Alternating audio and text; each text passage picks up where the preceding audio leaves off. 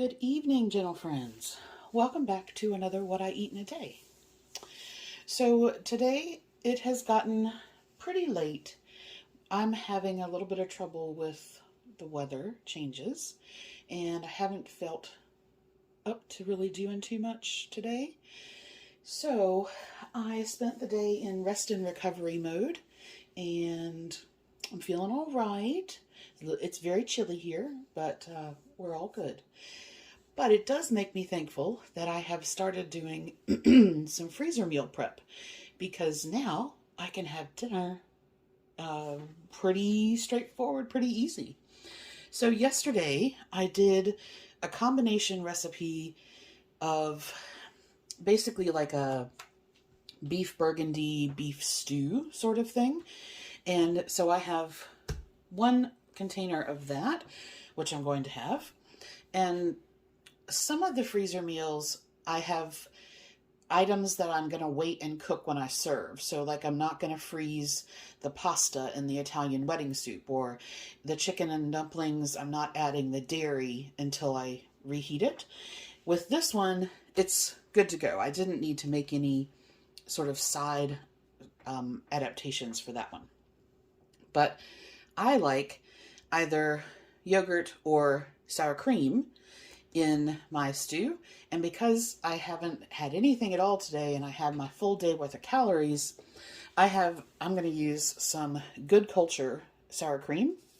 Now I've been using Daisy for a long time because it had a great label, and I came across Good Culture in regards to cottage cheese, and then when Kroger had the sour cream on sale, I thought, oh, okay, well, I'm going to try that. It's really good. So there's your label, and it is 60 calories for 2 tablespoons, which I am more than happy with. That's fantastic. To that, I'm also going to add some fresh Asiago. If you're not familiar with Asiago, it's quite a strong cheese. It's hard like Parmesan when you get Parmesan in the wedge. It's not a melty cheese, but it has a really strong flavor, which carries through in kind of a small amount. So I really like it. So I'm going to put that on there. I'm also going to put it on my eggy avocado toasts. For that, I have the Ezekiel's flax bread, and I'm going to do 2. Again, like I said, this is the first and probably the only thing I'm going to eat today, so I'm going to do 2 of those. And then I have 2 eggs, and I'm going to try something. Normally, I like my eggs to be soft-boiled, and I generally cook them on the stovetop. I've had little egg machines, and I've actually tried them in my original Instant Pot, and that was great for hard-boiled, but it didn't do particularly well on soft-boiled. So I had gone back to just using the stovetop. But my Chef IQ Smart Cooker that I'm using, it has a slightly different setting, and I'm going to try. It won't hurt anything. The worst that'll happen is they'll be overdone. But I'm going to try those in there on the soft boil setting and see what happens. So I've got 2 of those. Now these are duck eggs, but I did choose as small of the duck eggs as I could and closer to the chicken egg size, because that's what the timer in the smart cooker is set for. To that, I don't have any ripe avocado, but I do have some Cabo Fresh avocado in the little squeeze container. Kroger had it on special. And this is all good. It's just Hass avocado, lime juice concentrate, and sea salt. That's it. I'm going to have that with some Roma tomato and some pickled onions. And then I just finished up making a top-up batch of everything bagel seasoning. And so I was refilling my container there, and I thought, yep, I'm going to use some of that too. So I just have a little bit here that I'm going to put up. So that's it. I'm going to try the eggs in the smart cooker. I'm going to heat up the soup, put it all together, and that will be whatever the meal this late is called. One cool thing that I purchased a couple of years ago that I wanted to show you is this Rotary Grater. These, I got it on Amazon, and they have a little suction cup base, and so if you just put it straight onto the table or straight onto your counter, it doesn't move at all. And I just put a little paper towel down, and then you have your chute at the top, and you basically I put the cheese in there, and then as you turn that, and you have a little plunger. So as you turn it, basically everything comes out the end. And that wedge of cheese that you saw produced that much shredded. No preservatives, no anti-caking agents, anything, and it's already prepped and ready to go. So now I can just weigh out the amount that I want to use, and I don't have to think about it.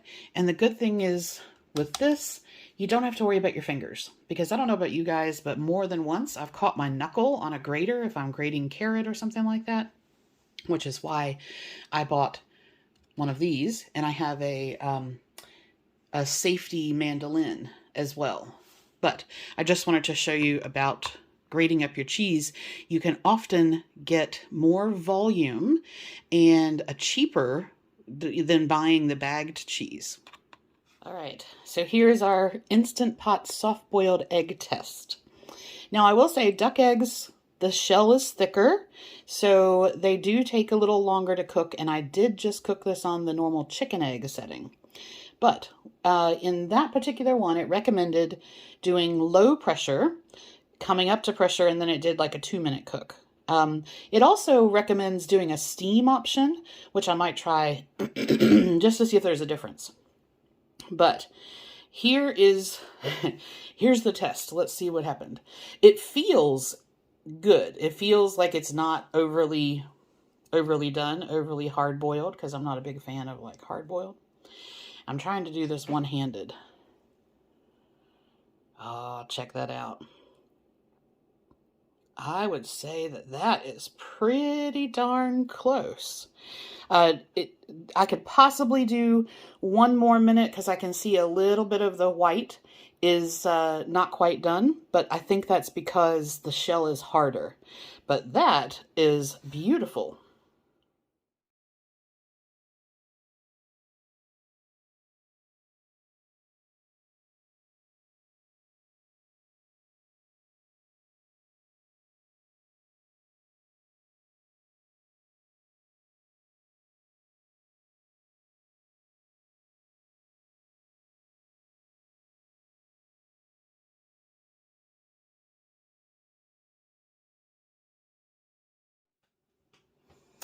Welcome back. So dinner, we're going to call it dinner, was very tasty. That beef stew is really good. I like that. I think next time, I will say next time, I'll probably cut the wine in half. So it was 2 cups of stock and 2 cups of wine. I think what I would do next time is 3 cups of stock and 1 cup of wine.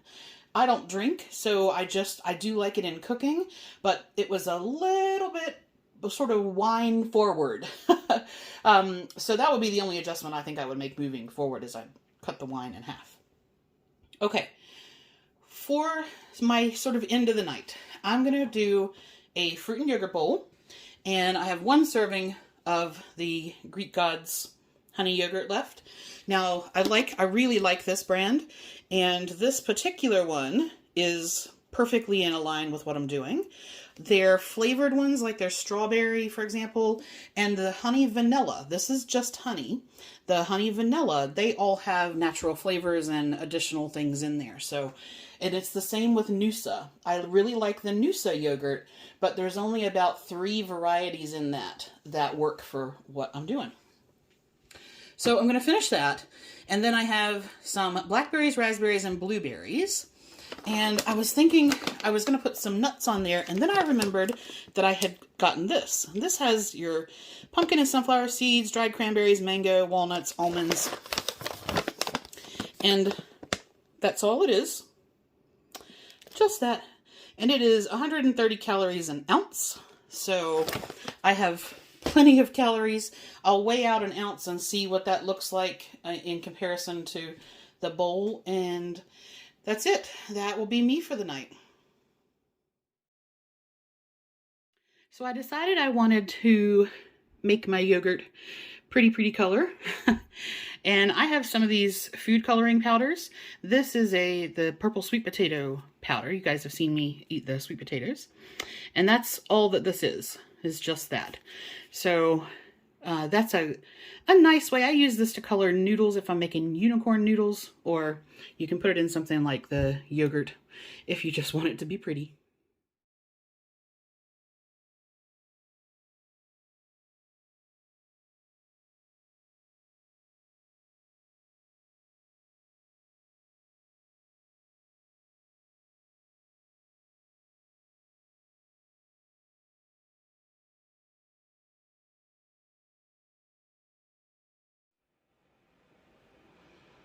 Hey guys, welcome back. How's your day been? It is cold here, so I thought I would put on my little furry cap for you, just 'cause it's fun. I have had a kind of rough day. I spent most of the day just kind of hanging out and recovering, and then I just did those two things, dinner, and then about an hour later I had the fruit bowl. So there's not a whole lot to tell you other than, Instant Pot thing. So that worked out really well. Duck eggs are notoriously hard to peel because the shell is thicker, and it's like the membrane adheres to the egg on a soft boiled much more than it does on a hard boiled. And so even though I had found like the perfect way to cook them on the stovetop, peeling them was still a bit of a struggle. That was super easy. So the next time I do an egg, I'm going to try it on the steam setting. But I looked at it and I was like, I don't know. It calls for 11 minutes steam, 11 minutes for a soft boiled. So I think I probably need to trust the settings in there and see what happens. But I mean, I can see me doing my eggs that way moving forward. That was good. Okay, so that was that. Beef stew, good. I mean, that's kind of it, really. There isn't a whole lot to sort of tell you there. Tomorrow, depending on what's happening, we've got a winter storm advisory. Depending on what happens, I may or may not be going to Sandy. So I might have a cooking for Sandy day. I might do some more freezer meals. It just kind of depends on what I feel like. So yeah, that's it there. And the only thing left is our card of the day. Let's see what we got. So, card of the day, a friend of mine sent me these affirmator cards, and they are just, they seem to be quite funny. You know, we've only done 2 of them, but they seem to be quite funny. So they're positive affirmations with a bit of humor in there. Okay, so our thought for tomorrow. Make sure I've only got one there. All right.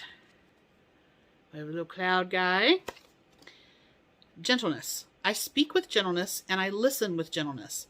I align with the gentlest part of myself and I take joy in being receptive, open, and unafraid. I'm like a baby deer who's best friends with a baby elephant. The baby elephant wraps its little trunk around my shoulders and we lie down gently on the grass, daydreaming and talking about what sorts of humans the clouds look like. I was like, it's not funny yet. But there you go. There is our card of the day. I'll put that at the end. And we can all be baby deer tomorrow. Remember to be gentle with yourself. And I think that's really applicable for a lot of us right now. I'm seeing a whole lot of people who are struggling. They restarted. They've already sort of had a problem with that part. They're struggling with everything from overeating to medical issues to not doing what they feel like they need to be doing. fitness wise. And, you know, this is the long haul. So being gentle with yourself, never a bad plan. All right. Love you guys. I will talk to you tomorrow.